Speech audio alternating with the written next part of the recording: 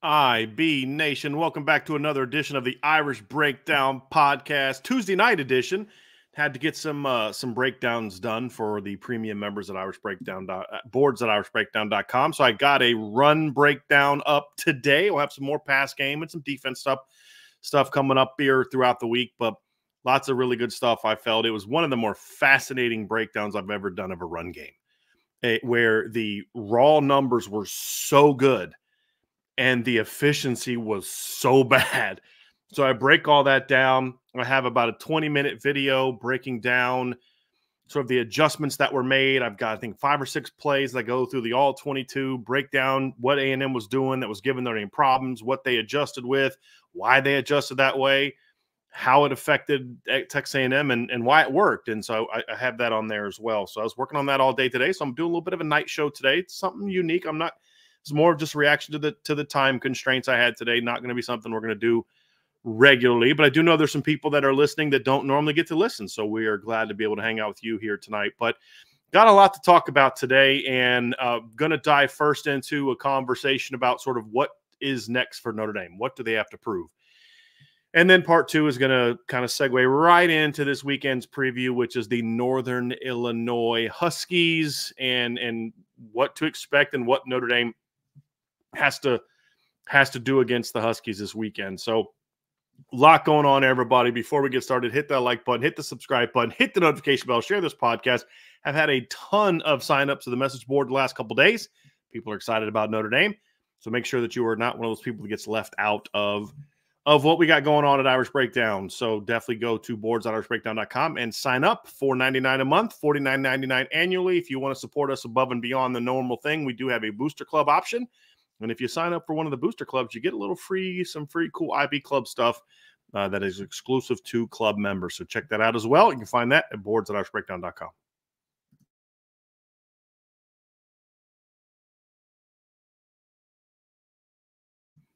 So everybody, I don't know if you guys heard all this, but Notre Dame has basically secured themselves a spot in the college football playoff after the win over Texas A&M.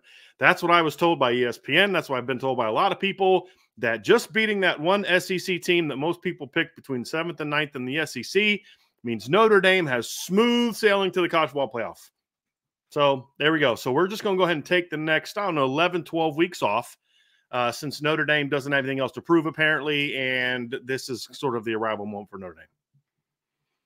Yeah, that's what they're saying, but that's, as the great Nick Saban has said, that is rat poison. That is them trying to build Notre Dame up so they can tear them down at some point in time later in the season. This football team still has a lot to prove and a lot to improve. And there's a lot we're going to learn about this football team here moving forward. And that's really something that the words Marcus Freeman uses to describe the goal, the best version of yourself, was it one play, one life, 12 unique opportunities, all those different things that he talks about are going to be very important that they get lived out here moving forward. Because while I kind of mock the whole, and the funny thing is they're not really doing it in a way to praise Notre Dame. They're doing it in a way to kind of almost talk down Notre Dame. Well, they got this win. A&M may not be that good, but, they don't play anybody else. Everybody else stinks, et cetera, et cetera, et cetera. And so then if Notre Dame doesn't blow out every opponent by 40, they can say, Notre Dame maybe not that good, and et cetera. They didn't beat this team who sucks and that team who sucks, and they don't play anybody and all this other kind of stuff. So you guys know that's what they're setting it up for. But for Notre Dame, the focus can't be on all of that. The focus needs to be on what Marcus Freeman always says the focus is on, which is you got to worry about us. His team needs to look in the mirror and say, we got to worry about us. That's what they need to say, because it doesn't matter who the opponent is. And we've said this for a while too. Notre Dame needs to focus on Notre Dame because that's what kind of roster they have. We said it this weekend about Texas A&M. It's definitely true of Northern Illinois. It'll be true of Purdue and Miami of Ohio and Louisville and Stanford and Georgia Tech and Navy and Florida State and Army and Virginia and USC. I hope I'm not forgetting anybody.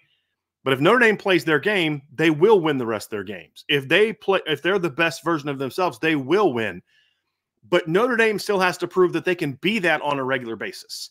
So while everybody's excited about, the win over Texas A&M, and the Notre Dame players should take a sense of satisfaction from that win. This is no attempt to try to tell them, hey, that win didn't mean anything. It wasn't that big of a win. Any of that. This is not that at all. This is saying that, yes, this win was great. You did what you needed to do, but it was one win. Doesn't count for extra points because it was an SEC team. You don't get bonus points because it was on the road. You don't get bonus points because it's a 12-0 team. Or, a top 25 team. It simply counts as one win. It counts the same amount as it'll count if you beat Northern Illinois. One. That's it. And so the focus is, yes, we did what we needed to do that weekend. Now it's about getting better and taking that next step. Because like I said, this is not a finished football team. This isn't even close to a finished product on this football team. And as you break down the film, you realize that, like, goodness gracious. There's so much that this football team needs to improve upon. And you know who else that's true of? Every team in the country has a lot to improve upon right now. And so Notre Dame needs to make sure that they're not buying into the false hype meant to distract this football team that's being stated and publicly about how, I heard somebody on ESPN and he was joking. He was being kind of funny, but then it kind of laid into, talking down the schedule and all this other kind of stuff about how, Notre Dame's the first team to clinch a spot in the playoffs. And again, it was another, again, he was being funny and I thought he delivered it well. But the point was basically saying is, like, this is the hurdle that they have and nobody else is any good. Now we'll see kind of how USC goes through the season and if they start getting a little bit more respect. And some of those comments were made before USC. And then I've seen comments since, well, they don't play anybody until USC. And the reality is that's why this Texas A&M game was so big, guys. Look, I said this to multiple people before the game. I don't know if I said this in the show, but it's something that we talked about in different ways, which is if you don't beat A&M, there's not another game on your schedule that's going to earn you respect or that is going to satisfy Notre Dame fans, and that's understandable. You lose to A&M, you're not going to get respect because you beat Louisville or Georgia Tech or Stanford or Florida State now. Maybe USC, but that's a team that you've kind of beat consistently in recent years. You've won 5 out of 6 against USC. I think 8 of the last 11 against USC. And so there's just no game that's going to give you that kind of respect. So you got the Texas A&M win. What you can't do now is take a step back, right? And so you have to go out there and prove yourself on a week-to-week basis and become the best version of yourself. Because I see Andrew Gilmore in the chat talking about Louisville. I think Louisville's really good. Andrew clearly thinks Louisville's very good. But can we all agree on one thing? You're not going to get respect for beating Louisville, right? You're not. You have to look good. Notre Dame is now going to have to focus on, just from a they're going to focus on, but the reality is in the eyes of the committee, there's going to be some style points that are going to be needed because they're not going to get that respect. So it has to be internal. That's the whole point. The push now is about what's inside, and do you have that competitive spirit where it's not so much about the opponent, it's more about, I wasn't the perfect, so I can go out and get better. And for Marcus Freeman and the coaching staff, the reality is you're going to have to focus on that message also. But let's be honest. If this coaching staff has the wisdom that I think that they have, they're going to have to find some things to try to motivate this football team moving forward. And whether it's disrespect from the outside, whether it's internal things that you look at, whether it's, setting certain goals, and no matter, you might have beat a team 50-3, But if you don't meet your goals and darn it, it's not good enough, we've got to go out and get better next week. They're going to have to find some ways to sort of motivate this football team for the next 3 games, especially this upcoming game, beyond just we have to get better. That's got to be the foundation, but there needs to be a little bit more to it than that, because that's what they're going to have to do. And so when you look at this football team, here's another aspect of it as well, of what this team has to prove and what's left on their slate moving forward, including this weekend against Northern Illinois. Is this team went out this weekend and did something that a lot of people, including Notre Dame fans, didn't think they could do. Or I should say, that may not be a right way of saying it. Even people that thought they could and would win still recognized that it was the kind of game that Notre Dame hasn't won in the past. Or a more rational view is it's not a game that they've consistently won or won enough. They clearly have won games like they had against Texas A&M, but you hadn't done it against an SEC team on the road because you hadn't really played one since Georgia in 2019. And before that, I think the last road game against an SEC team that Notre Dame played in the regular season, I think it was 2004. I mean, Mike Goolsby was like a team captain on that team. I believe that team that Notre Dame that Goolsby played on back in 2004, Brady and those guys, was, I think, the last time Notre Dame played on the road against an SEC team prior to the Georgia game in 2019. And then, of course, this weekend's game. So, you had that opportunity. And what Notre Dame proved this weekend, not only did they prove they can win games like that, but they also proved that they can handle some adversity. They proved that they can go on the road in the heat. I said road game. Guys, they've beaten lots of SEC teams, and they've beaten SEC teams away from home. They beat LSU twice in bowl games. I said road games. Regular season, road games. South Carolina played in the state of Florida, and it was a bowl game.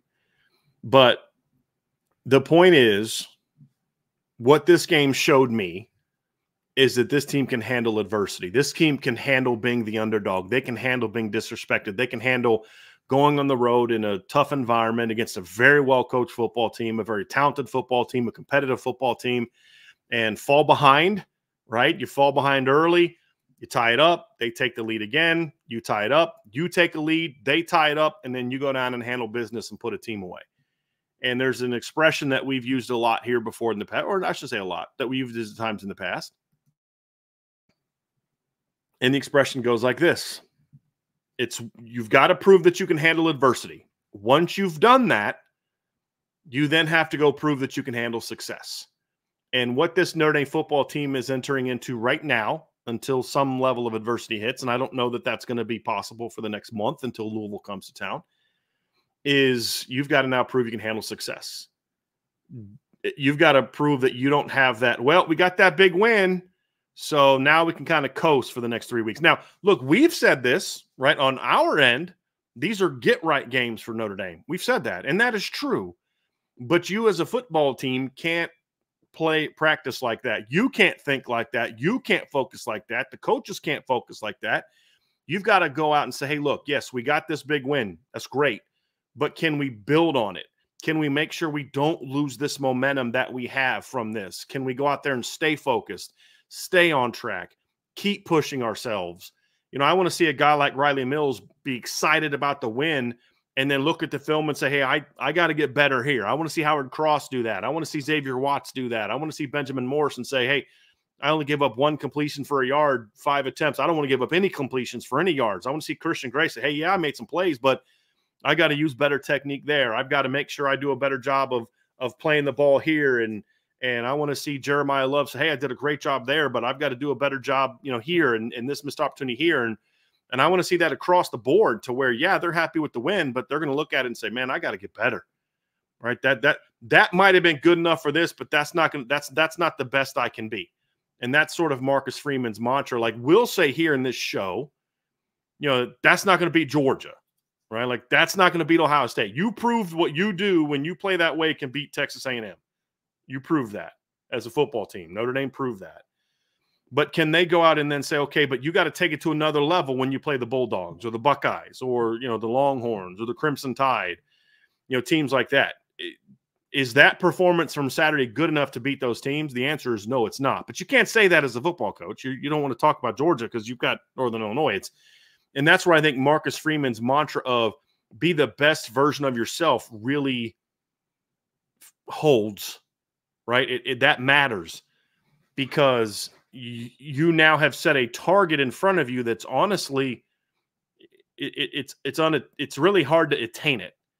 You may do it for a game, but there's a lot you got to look at and say, even when you have great games, say, hey, I can do better here. I need to do better there. And when your focus is on perfection, there's always room to get better. And that's going to have to be the focus. And that's where leadership is really going to come into play. Now, I'll be honest, I'm more confident that the leadership is in place to handle that because of how impactful the leadership was going down to Texas A&M and with everything that they went through down there. So, it's like, it gets to the point where the great teams never get satisfied. Christian Gray shouldn't be satisfied with the game he had on Saturday. Don Schuler should not be thinking about, man, I'm the dude.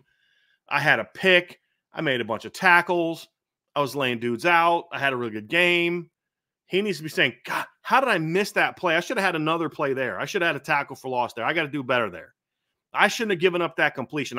I got fortunate that guy didn't have situational awareness and field awareness and ran out of bounds short of the sticks.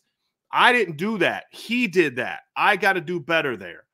You need to see Bo Collins say, hey, man, I made that great catch, and that's all great, but, man, I can't – and I had a really nice crack block on Jay Love's 29-yard run, but I can't miss the first crack block. I can't drop that one ball that I dropped. I can't misrun this route. I've got to make sure I'm doing a better job, and that's got to be across the board. And that's where leadership comes, not just from a captain standpoint, but in every room to say, guys, good job this weekend, but we can and we will get better. And that's what this team has to prove, because if they can have that mentality, then you'll still see them on a steady growth. And let's be honest about something else, right? Notre Dame proved against A&M that they can beat a team like A&M, which in my opinion they have done before. I've said this before. I don't think A&M is that much better than NC State last year. I don't know that this A&M team is that much better than 2022 North Carolina that won 9 games. They're better on defense, but are they as good on offense as that North Carolina team was? It's very questionable. So I think they've beaten teams like this before. I do think the magnitude was different. The environment was very different. But what they haven't done is do it consistently. And we're now about to enter a period where Marcus Freeman's got to prove something as a football coach. And we've talked about this with Marcus Freeman. We've talked about this with Al Golden. We've talked about this with Al Washington. The coaches that are in kind of year 3. Yes, you had success in year 2. Great success in year 2 for certain guys. Al Washington did a great job last year. Al Golden did a great job last year. Year 1, not so good. Marcus Freeman did some good things last year. Proved as a coach that he can get his team ready to not only play, but to dominate inferior opponents. Like, they absolutely proved that. Last year, Notre Dame, against teams that were definitely beneath them, dominated. They won 10 games last year. Only one of those games was by less than 21 points. And that was on the road against a ranked Duke team, which is similar to Texas A&M, in my opinion, in certain ways. But you dominate. You beat Navy by, 46? Texas State by 53. NC State by, 20, 24. Beat Central Michigan by 24. You beat, trying to go through the schedule, USC by 28. You beat Pitt by 50. Was it 56? Can't believe I'm already forgetting some of the scores from last year. It's unacceptable by me. What was the final score? It was 50 of the Pitt game. It was 58-7. So 51. You beat Wake Forest. You beat NC State by 21. You beat Wake Forest by 38. You beat Stanford by 33, and you beat Oregon State by 32. Great job. But is that who Marcus Freeman's team is from now forever? Or are they similar to the team in 2022 that played way down to their competition at times? Are they the team that battled Ohio State for 60 minutes, but then didn't battle Marshall a week later? Northern Illinois is not that far off from Marshall in certain areas. And that same team went out and lost to a 3-9 Stanford team at home. Northern Illinois is a better football team than that 2022 Stanford team was. They struggled at home against UNLV. This Northern Illinois team is better than that. Purdue is better than that. Miami of Ohio is better than that. So in year 3, Coach Freeman needs to prove that his program is in a place where they don't look down their nose at teams and think they're just going to roll the ball out and go play. The hope is that they have enough veteran leadership to kind of pull the young guys along, because you tend to worry about that when you have a lot of young guys on your team, because young guys don't quite have that maturity of, like, hey, we got to bring it every day. There's a level of, hey, we've arrived, and so the veteran leadership needs to make sure that doesn't happen. And so what else is there to prove for Notre Dame? What does a game like Northern Illinois mean? Well, it means a lot when you're talking about big picture, trying to look at who this football team is. And will they be able to go in and say, hey, listen, we're going to blow that team out? Because yes, they did that last year. Sure, great. I'm glad they did that last year. Let's be honest. The teams they played last year were not very good. And I don't just mean not good like they came from a smaller level. What I mean good is they just were pretty bad. Central Michigan was a 5-7 football team last year that was coming off of a 3-point win over New Hampshire and lost by 24 to Michigan State, who was not very good last year. They lost by Buffalo. They lost to Buffalo by the same amount of points they lost to Notre Dame. So, yeah, they got to get better. The last couple times Notre Dame has played a team like this that was good, they either got beat or it was competitive. Marshall beat them 2 years ago. Toledo almost beat them the year before that at home. And that wasn't even a great Toledo team. That Toledo team went 7-6. So you do have to prove, as if you're Notre Dame, that we're past the 2022 stuff. That's in the rearview mirror. This is now a team that shows up against those teams that are not that good or I shouldn't say not that good, because I do think Northern Illinois is a good football team, but clearly inferior to you and handle business. That's what Notre Dame is going to have to prove this weekend. And I think that's something that's at stake for them this weekend, is to show that they can be that kind of team. I also think that a game like this is very important for program development. And one of the things that drove me nuts about the previous coach's regime was there were so many games against opponents like this where they just kind of just let teams hang around way too long, and then they'd kind of run them off the field in the fourth quarter. And so then you couldn't get your younger guys in the way you needed to. I mean, you look at 2021, for example, you were blowing Florida State out. You're ready to run them off the field. One more stop and score, and you can get some of your backups in, and they kind of took their foot off the gas and let Florida State come back. Game goes to overtime. They hung around with Toledo, should have blown them out. There were several teams that year. USC, they should have blown out. Navy, they let hang around a little too long. Stanford, they kind of let hang around a little bit too long. They ended up getting some young guys in those games, but they just let them hang around too long. Look at 2020. Yeah, they let Duke hang around way too long. They let Florida State hang around way too long. They just, they didn't blow out Clemson or Georgia Tech the way that they should have. They didn't blow out Syracuse the way that they should have. They never put teams away in the ways they needed to. And it kept them from getting some of the work in that was needed. This needs to be a game where we see either Kenny Minchie or CJ Carr, right? Because that's got to happen after Steve Angeli gets his time. And so these are games where that's important as well. And I don't know how you emphasize that to your veterans, but somehow it needs to be understood that, hey, somebody in the chat, Ball State a couple years ago. It's another Vanderbilt that same season. That was 2018. That was a playoff. That was a playoff team for Notre Dame that beat Ball State by 8. Think about that. A playoff team at Notre Dame who beat Michigan by 7 the week before, followed that game up with a 8-point win over a Ball State team that finished that year 4-8. and lost to Indiana by 28 points the very next game, lost to Ohio by 38 points, and Toledo by 32 points, and Miami of Ohio by 21 points. Notre Dame beat them by 8.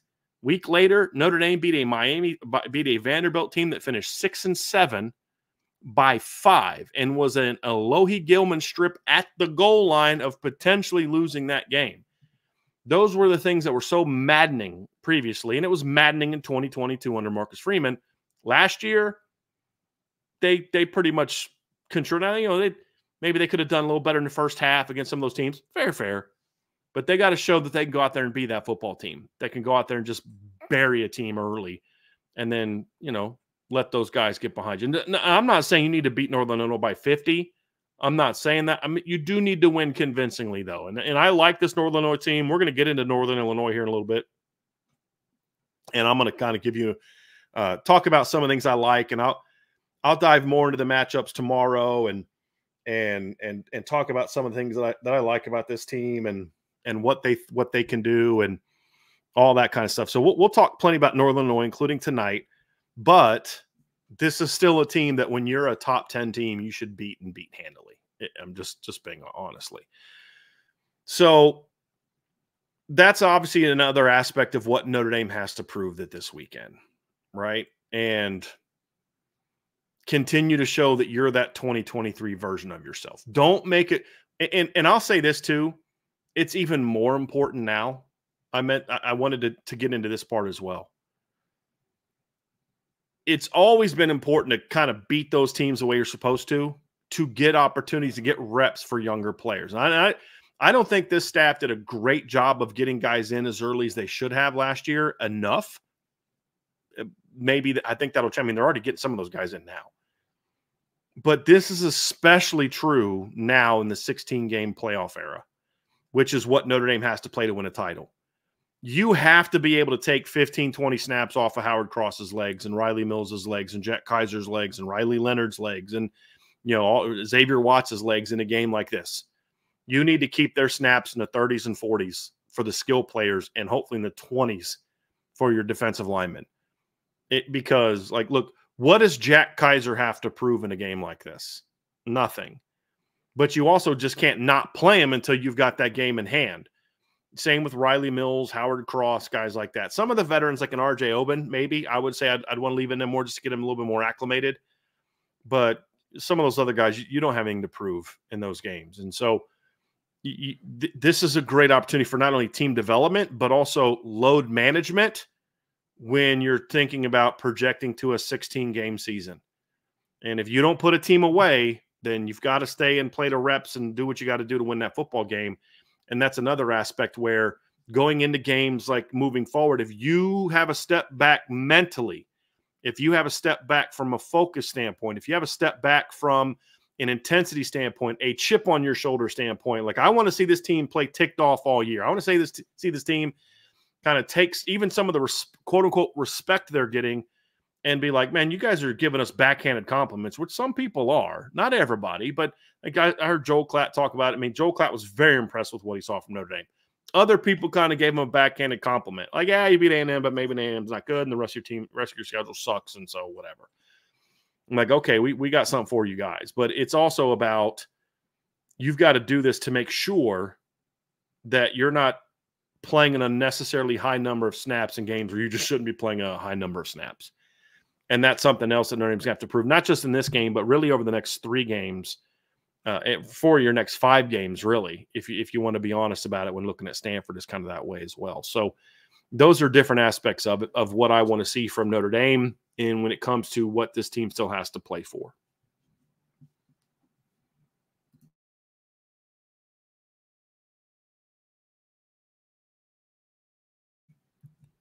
There's also specific things that you have to still prove as a team. And I'll be honest with you, if Notre Dame would have beaten Texas A&M the way they could and should have, hit some of those early plays, don't have those misses, win this game 34-13, something like that. I don't know that I'd feel great about the offense coming in this game because I don't know what it is, But offensive teams sometimes, when they come off really good games, kind of sleepwalk the next week. And I always think about the Virginia game in 2015, where you go out in the opener and you just destroy Texas. And, I mean, play about as perfect of a game as you can play. I think Malik Zaire went something crazy like 18 of 21 for over 300 yards and 3 or 4 touchdowns, and they ran all over Texas. I mean, they played in a lot of ways, not flawless, but about as close to flawless as you can get in an opener against a team, like a brand like that.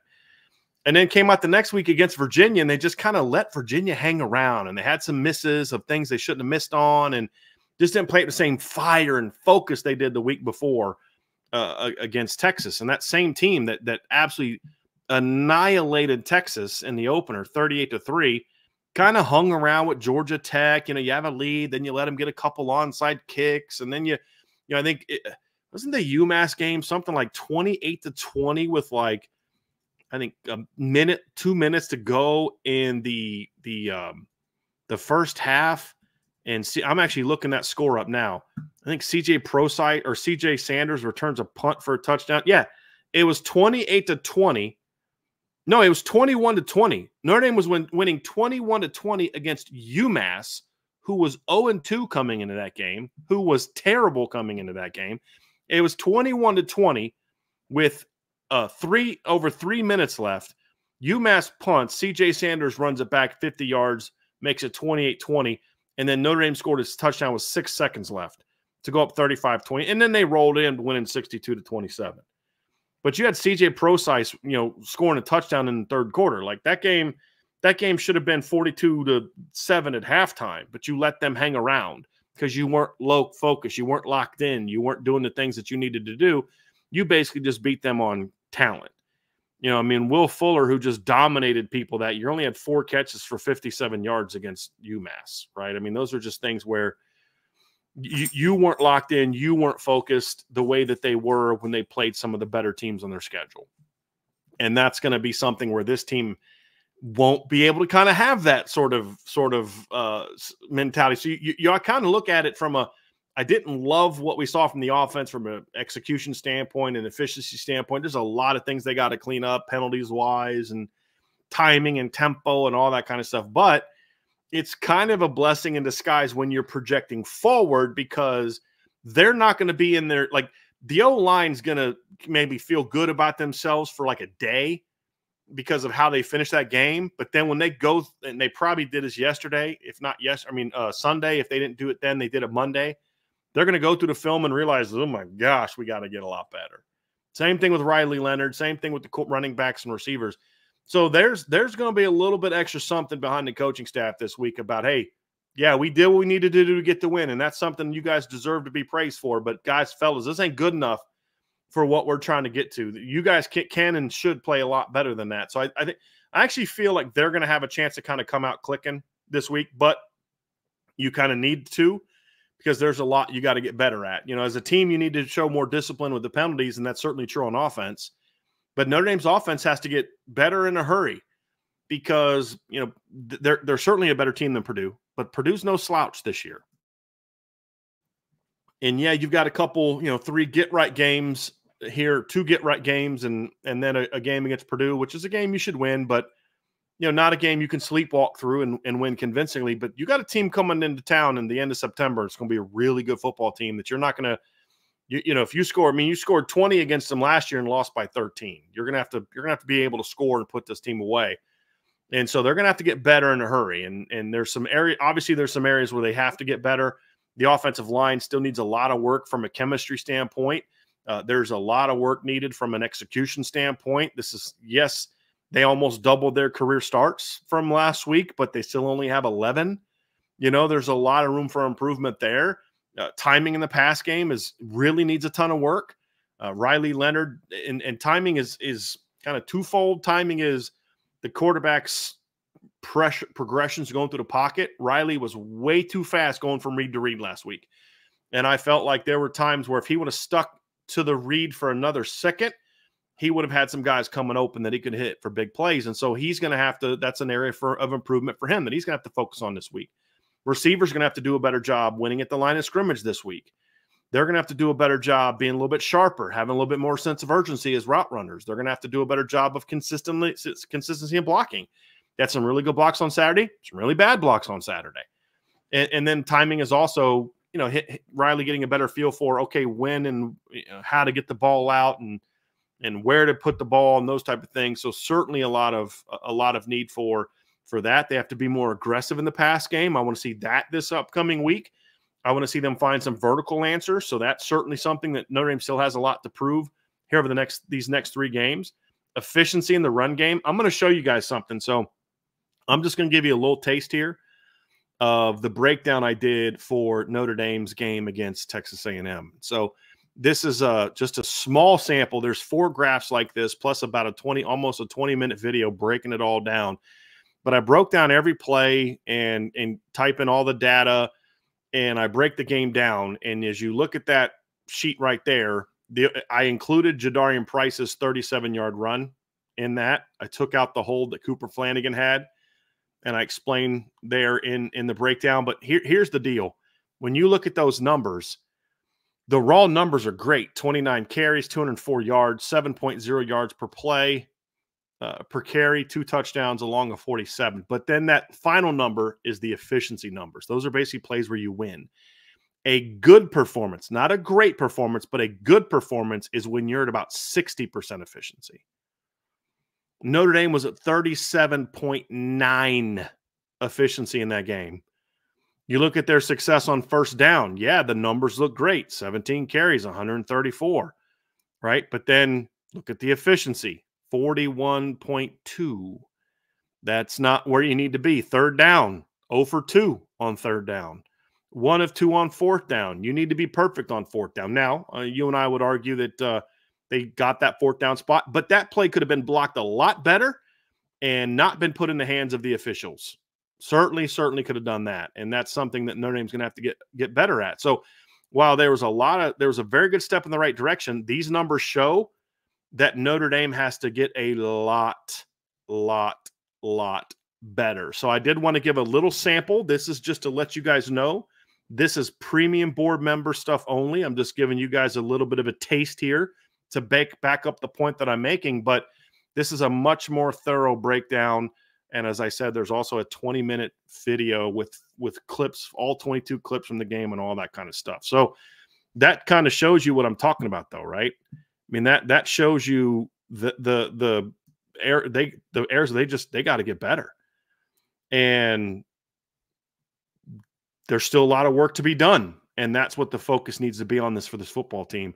And here's the thing, too. They show that they can finish really well. Notre Dame controlled like I was talking to somebody, they asked me about how the environment was at A&M. I said it was a great environment. I mean, loud crowd, into it.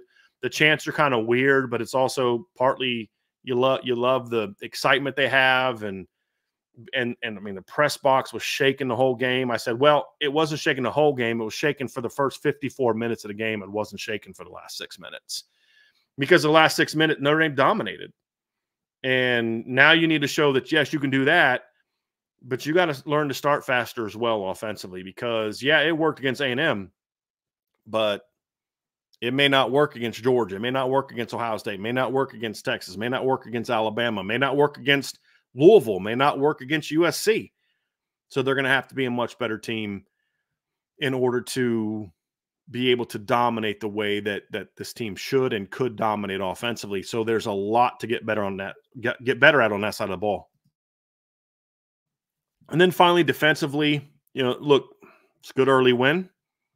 They played really well in a lot of areas, but 3 areas that I want to see this team still get better at when you talk about what can they do to improve and get better as a football team and continue to make big statements. Number 1, get better tackling. This Northern Illinois game is perfect for Notre Dame because, yes, it's a game you could control, but there's 2 to 3 kids on this Illinois offense that are legit good. And I'll dive into it when we get into the Northern Illinois breakdown. But there's some kids at running back, they got a kid at receiver, and they got a kid at tight end that are good football players, really good football players. And not just MAC level players. Like, not would I have them transfer Notre Dame? No. but they could play for a lot of teams in the Power 5 level, and they're going to put you in some stressful situations schematically. So this is a great game to get better at tackling, and they're going to need that for next week against Purdue, and they're definitely going to need that against Louisville and USC down the road. So this is actually a great opponent for you to improve on the thing that you were probably worst at on Saturday, which is tackling. And the reason I say this is a good opponent for that, because when you play a team that's just not athletic and not very good, you can get a false sense of security on who you are. Yeah, we tackled all them, but they're not very good. The reason it matters that, Arturio Brown and the kids that they have, Trayvon Rudolph and guys like that for Northern Illinois, are good football players that make you work, is because if you're shut them down, you kind of had to do something that then builds for what you've got to do against even better opponents down the road. So that's a very, very important thing, in my opinion, for this Notre Dame defense. They also have to, obviously, the linebackers still need to continue to grow and develop. More consistency is needed.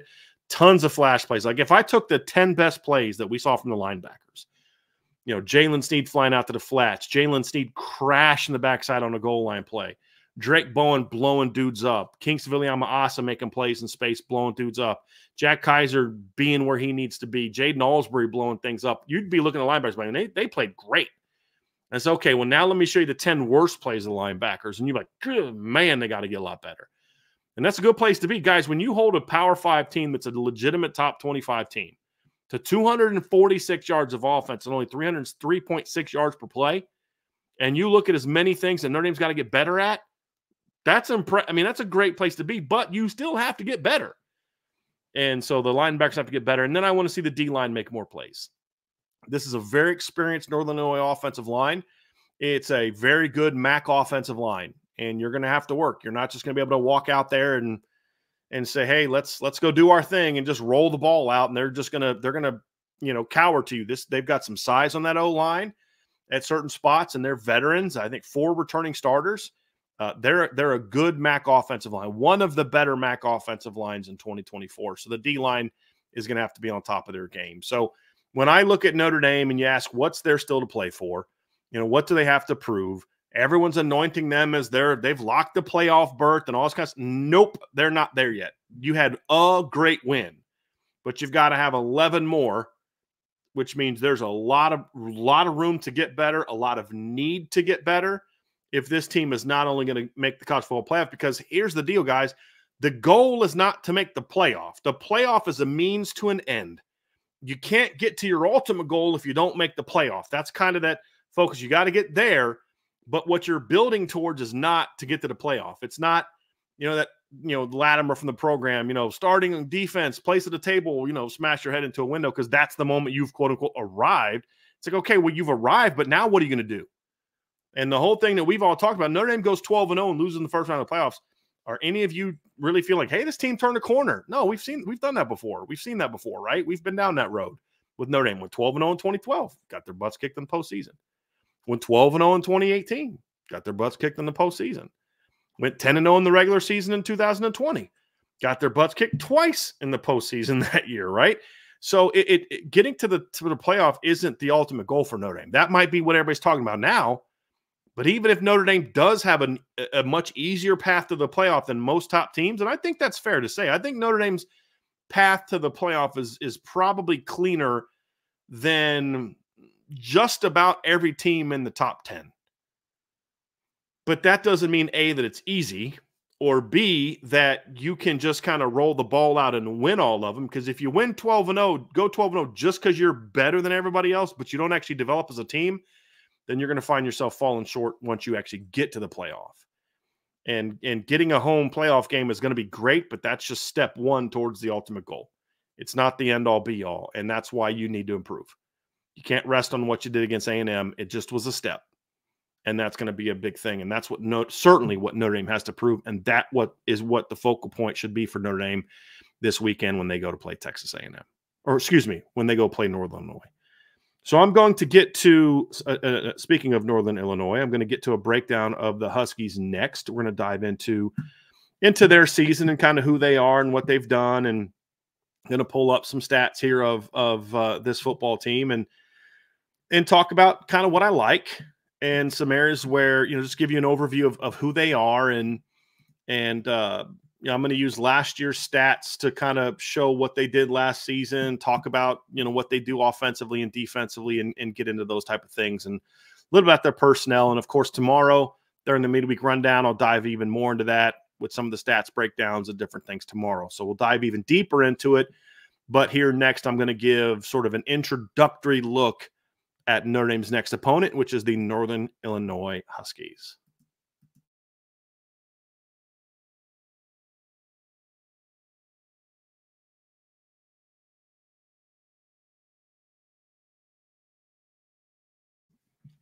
So this Saturday, Notre Dame is home for their first home game of the 2024 season. I'm excited to get back into Notre Dame Stadium. I know all of you that will be coming to the game are as well. Very much looking forward to seeing what the home environment is going to be. And although the opponent you're about to face is not a juggernaut by any stretch, this is a quality football team. Notre Dame comes in obviously 1-0, ranked 5th in the country in the AP poll. You have the Irish are a 28.5 point favorite. The over-under is 44.5. That is actually down from what it was earlier in the week. When I actually did when I do the depth chart for Notre Dame, I'll put the line in there. And as of yesterday, Notre Dame was a 30-point favorite, and the over-under was 46.5. So that has already dipped a 1.5. But Notre Dame is still obviously a 4-touchdown favorite in the game. And kickoff will be 3:30 in the afternoon. It will be on NBC and also on Peacock. Northern Illinois is coming off of a 54-15 win over Western Illinois. So that was their opening win. Obviously, Western Illinois is a FCS team, and they handled business. It was a little bit of a sluggish start. It was like 6-3 at the end of the first quarter, but they really poured it on in the second quarter. And it wasn't just like, short fields. I mean, they were doing some stuff and ripping off some big plays in that game against Western Illinois. Western Illinois is a how do I say this? They're really bad. And that's not meant to take anything away from it, but they're very bad. They went 0-11 the year before. They lost to Indiana State by 21 points last year. To give you a sense of how bad Indiana State is, Indiana State lost to Purdue last week 49-0. Indiana State the previous year went 1-10, and their only win was over Western Illinois. So they're not a very good football team, but still they did what they need to do in that game and got the win. And so 54-15, got a lot of action for their backups in that game. Northern Illinois is a team coming off of a 7-6 season. Their head coach is Thomas Hammond. Thomas Hammond was actually, some older folks like me probably remember Thomas Hammond. I'm going to pull up his stats real quick, but he was a really good running back at Northern Illinois. And when you look at his, give me a second. I'm going to pull up his college stats here real quick and give you a sense of what he did. Hold on one second. Excuse me. It's Thomas Hammock is his name. So it would help if I spelled his name correctly to get to his stat line. But Thomas Hammock is a running back at Northern Illinois from 1999 to 2002. Ended his career rushing for 2,432 yards. He only played one game in his final season. I believe he had an injury, rushed for 172 yards in that game. As a sophomore and as a junior, he rushed for 1,083 yards in 9 games in 2000, rushed for in 16 touchdowns. And as a junior, rushed for 1,096 yards and 7 touchdowns for the Huskies back in 2001 in 11 games. So he was a really good college running back, and he's obviously now the head coach at his alma mater. Has done obviously a good job with that football team. Last year, the Huskies made a bowl game, and I'll be honest with you, there was a lot of people that liked their quarterback. I was not a big fan of their quarterback, to be honest with you, but you certainly have seen growth. He went 9-5 in 2021. They had a bit of a down year in 2022. They went 3-9, but he did a great job bouncing back last season and getting them going. He actually won the MAC in 2022. The year that 2021, the year they went 9-5, they actually beat Kent State in the MAC championship that season. And that year they beat Georgia Tech at Georgia Tech to start the season that year. So This is a team that has had some success against Power 5 teams. Obviously, Georgia Tech wasn't that good in 2021. Notre Dame beat Georgia Tech by 55 points that year, but they still beat Georgia Tech. And obviously, this is a team that has experience playing Power 5 football teams. They played Vanderbilt last year. They played Kentucky last year, only lost to Kentucky by 8 last season. So certainly a team that had, or that was 2 years ago. And then last season, they played Nebraska. And Boston College beat Boston College last year in overtime. So Northern Illinois last season won a regular season game on the road against a Power 5 team that made a bowl game. So they're not going to come into the stadium afraid of Notre Dame. Oh, gosh, what are we going to do? They're going to come in battle, and you're going to have to be ready to be at your best because, this team is certainly going to battle. So a little bit more about Northern Illinois. As I said, they went 7-6 last season. Actually got off to a pretty rough start. They beat Boston College in the opener. Then they lost to Southern Illinois, lost to Nebraska, lost to Tulsa, and then lost at Toledo by 2 points. But they rallied and won 6 of their final 8 games with a 6-point loss to Central Michigan and a 3-point loss to Ball State. They also beat Eastern Michigan, beat Ohio, beat Akron by 41, beat Western Michigan by 24, beat Kent State on the road, and then won their bowl game over Arkansas State to finish the season with a 7-6 record. Obviously won their game, the opener 54-14, as I mentioned. So let's look a little bit at the stats from Northern Illinois last season to give you a sense of who they are. These are their national ranks. And what you're going to find is their offense was not very good last year, and their defense was actually pretty good in a lot of areas. So especially their pass defense. And so they finished 81st last season in total offense, or scoring offense, 77th in yards per play. They were a pretty decent running team last year. They finished 37th nationally in rushing yards, which shouldn't be a huge surprise when you consider their head coach was a running back. But certainly a team that's got a shot to be a very good running team again because their running back is back this season. That would be our Ontario Brown. If you guys are regulars on the show, you should remember the name Ontario Brown because I talked about him before. When I did my all-opponent team last month, Ontario Brown was my second team all-opponent team running back. The only guy ahead of him was Jamal Haynes from Georgia Tech, who you guys have seen is off to a pretty good start this season. So that was obviously a player that's that some of you will be familiar with, and he's a really good football player. He is, and he's one of those guys I was talking about earlier where, you look at where Notre Dame needs to improve as a football team. Defensively, one of those things is tackling. And with Ontario Brown, you're going to have to be good at tackling. He's a short, stout kid. He's 5'10", 216 pounds. It's actually kind of funny because he's very similar to the size his college coach was when he was in college. And which I kind of find actually kind of funny. But I believe Thomas Hammock was about the similar size as Ontario Brown. So I just kind of find that pretty fun. I'm actually looking up Thomas Hammock's. Yeah, he was listed at 5'8", 211. And this kid's listed at 5'10", 216. And I don't know that he's 5'10. But he's got really good vision. He's got a thick lower body. He can bounce off tackles. He's got really, really nice contact balance. He's got really good agility, changes direction well, runs with really low pad level. Not a burner, so he's not going to rip off a lot of 50-yard runs. He's not a guy that's a threat to house it unless you just completely just don't do your job. But he's a guy that can just keep churning out yards, turn a -2 into a +4, turn a +4 into a +10, +15, +20. And those are all things that he does well. And so if you're going to bring this kid down and stop this kid from running, you're against an offensive line that returns four starters from last year's offensive line, and an offensive line that when you look at their size, their left tackle's not real big. He's listed at 6'6", 298, but the rest of their offensive line is 6'5", 311, 6'3", 305, 6'4", 321, and 6'6", 312. So their offensive line has some good size. And as I mentioned, has 4 returning starters. So they're going to do their best to give him room to run. And their quarterback's a somewhat mobile player as well.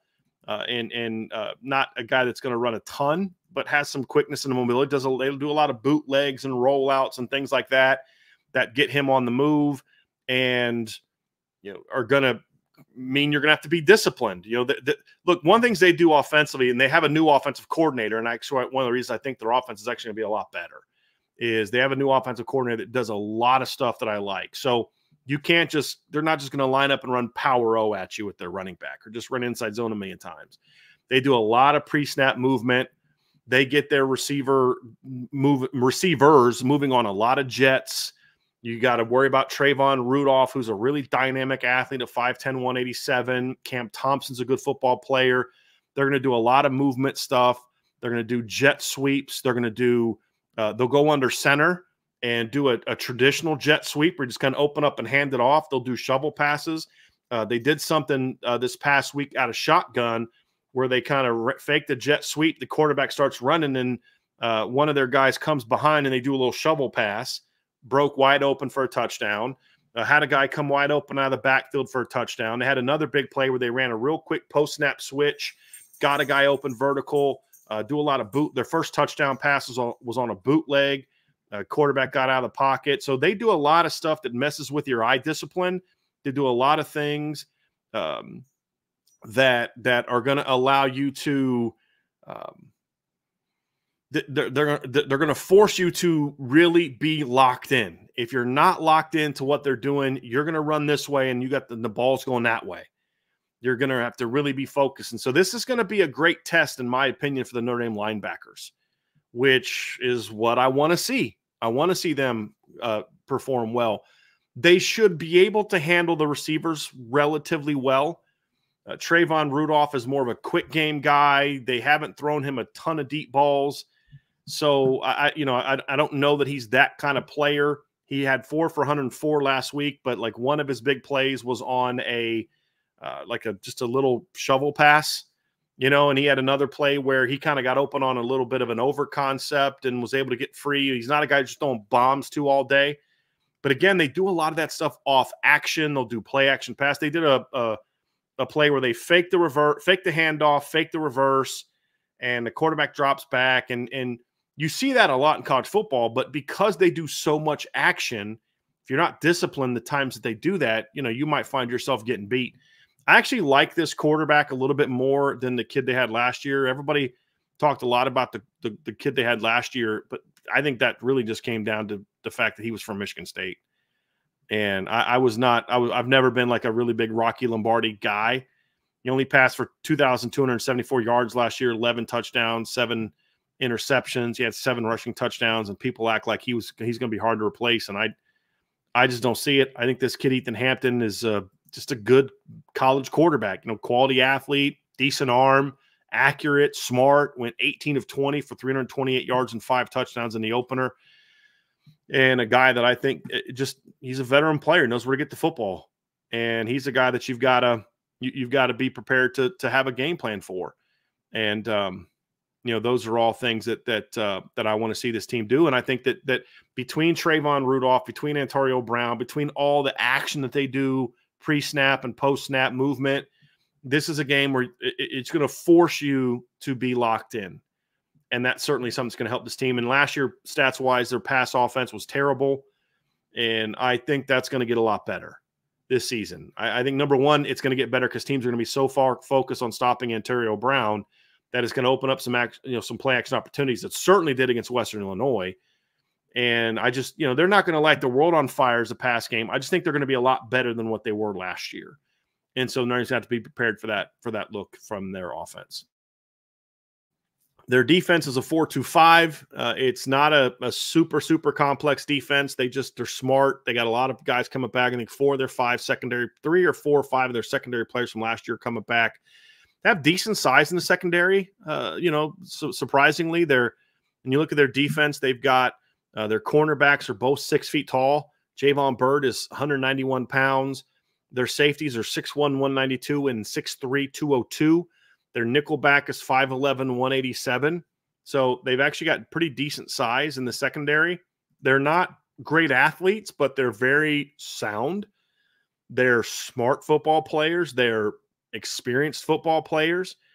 And so, you're going to have to work a little bit. When you look at their stats from last year and you look at their passing stats from last year, their rushing defense was not that good last season. They only finished 62nd in college football last year, but they finished 23rd in yards per game. And the reason why is because of how good their pass offense was. And when you look at Northern Illinois team last year, they lost a game by 3, a game by 8, a game by 2, a game by 6, and a game by 3.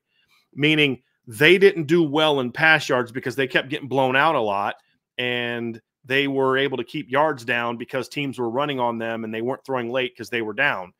And so they were legitimately that good of a pass defense last season in almost all instances. And when you look at kind of how they fared against the 2 Power 5 teams that they played last year, Boston College went 17 of 38, 168 yards, only 4.4 yards per attempt. Nebraska last year went 14 of 24 for 158 yards, 6.6 yards per attempt. Tulsa only went for 5.1 yards per attempt. They held Akron to less than 5 yards per attempt, Ohio less than 5 yards per attempt, Eastern Michigan less than 6, Ball State less than 5, Western Michigan less than 6 last season. So, and the most yards they gave up in a game last season passing was Toledo, who went for 281. They only allowed 3 opponents all season to pass for over 200 yards last season. So stopping the passing game is an area where they certainly got a lot better. The year before, they were not a very good pass defense. In 2022, they gave up 252.8 yards per game and 32 touchdowns, 8 picks. So they made a concerted effort to get a lot better on that side of the ball last year, and they did. Again, very disciplined team, very experienced team. You're going to have to be very good and very locked in to get that team to move the ball on that team, but they should, because in this instance, especially since their best defensive lineman is out, he was injured early in the season. I don't know if he's hurt in camp or in the offseason, but he missed last week's game. He's not listed on their depth chart for this game. That's certainly going to help them. They actually have pretty decent length on the edge of their defense. Their 2 ends are 6'4", 286 and 6'6", 251. They got decent size up the middle, 6'2", 293, 6'2", 300. Their top backup is 6'2", 308. They have a couple other guys that are 285 plus. So their defensive line actually has some size. And as I mentioned, their secondary has some size, but they don't have great speed and great overall athleticism. So this is a team that Notre Dame should be able to move the ball on, but they're going to have to earn it. And they're definitely going to have to earn it in the secondary. So we're going to see the Notre Dame receivers get tested a little bit more than you might think against a MAC team this weekend. And if they can step up and perform at a high level, that'll be considered a success, because this is a quality defense. There's no doubt about it. A very quality defense. And in the opener, they gave up 17 of 29, 204 yards and only 1 touchdown, 7.0 yards per attempt. And if you watch that game, they got a decent amount of yards in the throwing game after they were up big, and they held Western Illinois to 94 rushing yards, only 3.2 per attempt. So that's just kind of where they are at this point in time. So it's a quality football team.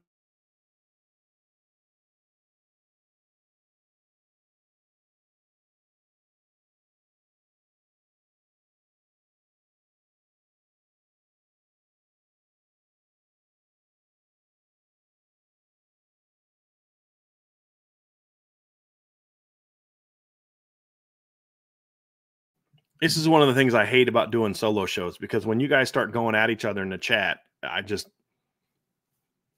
it can be very distracting. So can you guys just stop arguing with each other in the chat, please? Okay. People allowed to have difference of opinions. I don't know why the conversation about Riley Leonard is happening right now, since we're not actually talking about that, but stop arguing with each other. Okay. All right, so getting back to this game and this matchup, as I said before, Notre Dame is going to have to they're going to have to bring it this weekend for a host of reasons. And if you do pound this football team, then you get better. And I know this. What drives me nuts about games like this is fans who come out and say, "Just run the ball, run the ball, run the ball." I don't know what coming out and just running of the ball on a team that's inferior to you really does when it comes down to actually making you a better football team. And right now, Notre Dame needs to come out and improve their pass offense. Their pass offense has to get better. It's not going to get better just because you go out for the next 3 games and just run the ball down the throat of teams who you are far superior to. So no, just coming out and running the ball does not. It may work. They may win the game. It may allow them to win by 40 or 50 points, but I don't know that necessarily makes them a lot better. But I also don't think this is a game where you get into a situation where you just come out and air to every down either. You have to, both aspects of your offense need work. It just can't be a game where you just come out and overwhelm them with size and run for 350 yards and throw for 150 and feel like you got better. I don't know that necessarily does that. So they will have to come out and find ways to improve their pass game against Northern Illinois. And if they do, it's going to have to be earned because, as I mentioned, this is a pretty decent secondary, very experienced secondary coming back, and they have pretty sound scheme. And that's one of the things that works for them is because they're not running these crazy exotic things. At least I haven't seen a lot of that. And so they're just kind of letting their kids play and teaching them sound fundamentals, and it's allowed them to reach their full potential as players because I don't think the town is great. And that's certainly something that they're going to have to continue to recruit better, but I do think they're coached really well. I think the hire that Thomas Hammock made for his OC, at least in the first game, I was very impressed with what he did in the first game.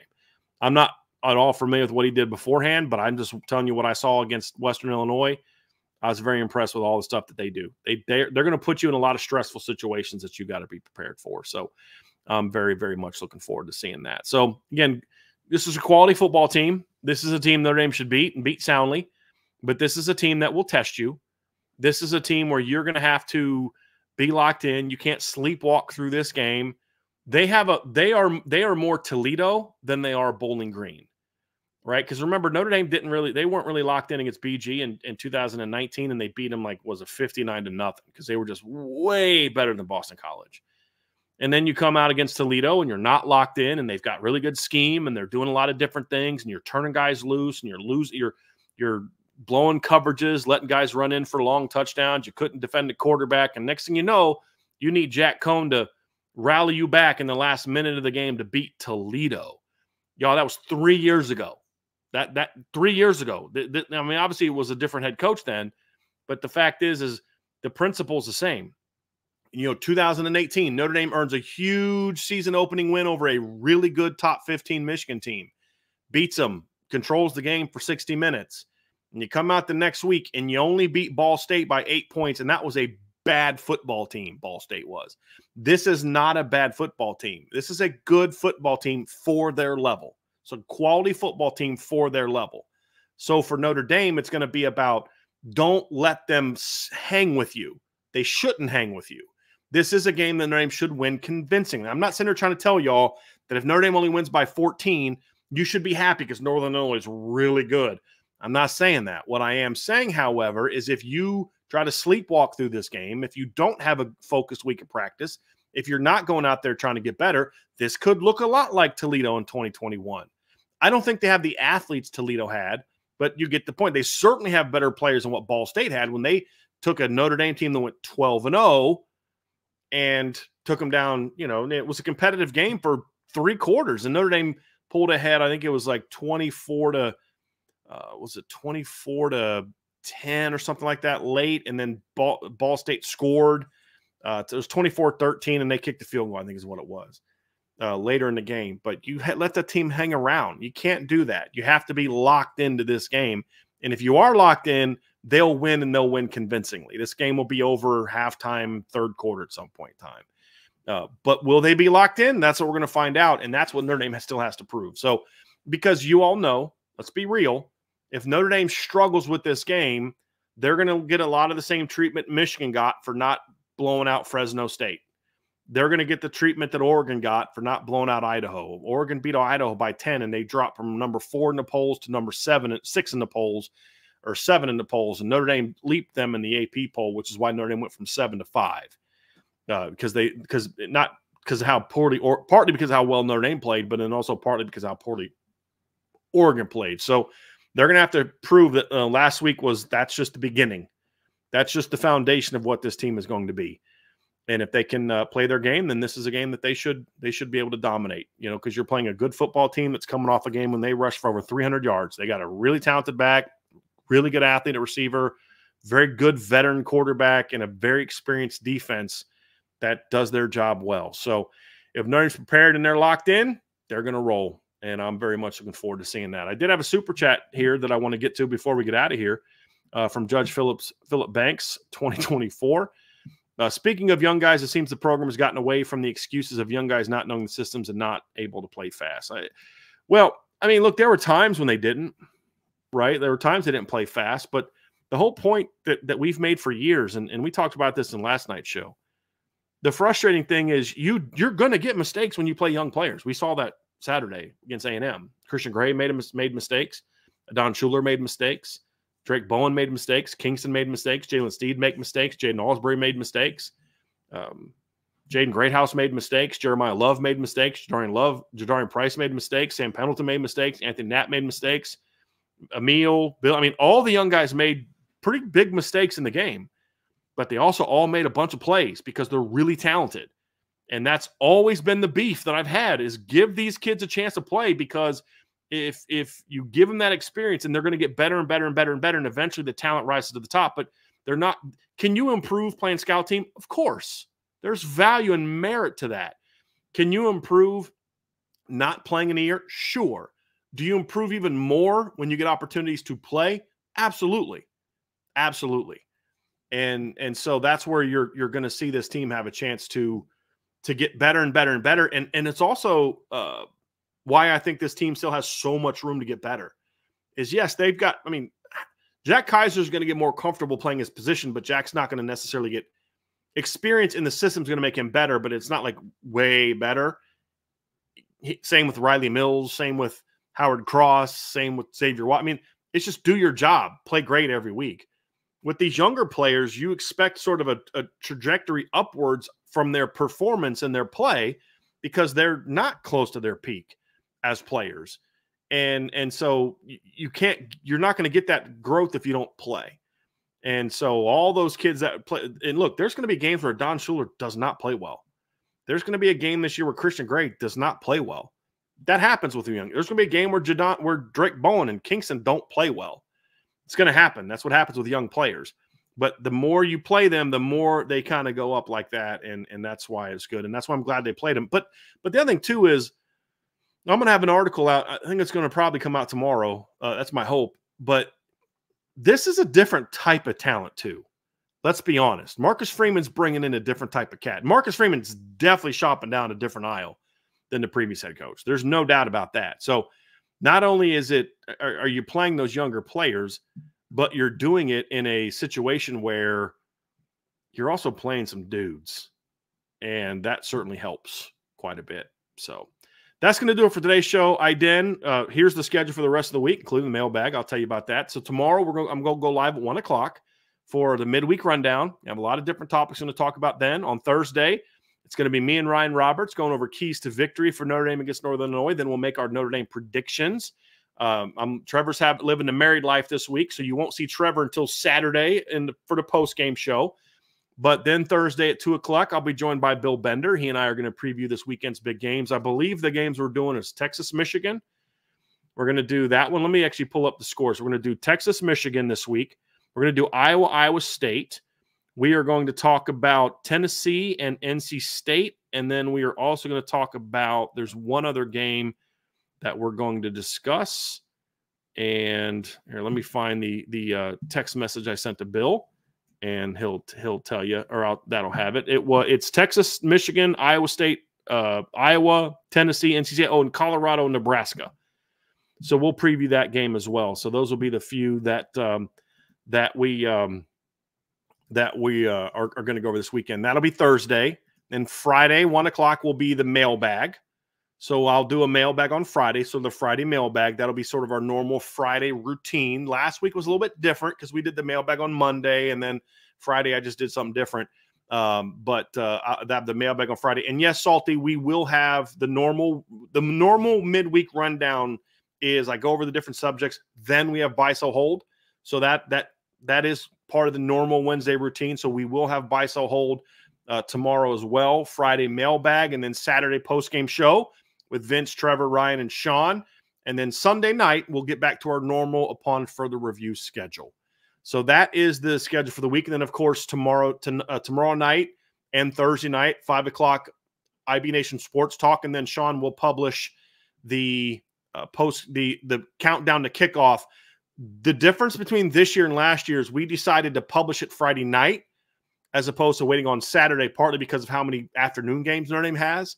Y'all don't have as much time to listen to it when we put it up on Saturday morning. So this way, when Sean and them are done recording it, he'll get it published on the YouTube channel and on the podcast app, which you need to subscribe to the podcast app also, and then you can get that. So 1 o'clock tomorrow, rundown, and then buy, sell, hold. Thursday, 1 o'clock, we'll do Keys to Victory predictions, and then we'll have the big college football segment after that. Friday, 1 o'clock, mailbag, and then Saturday, post-game show, we'll go live. It's usually the way we do it is like the first 10-minute mark after the game.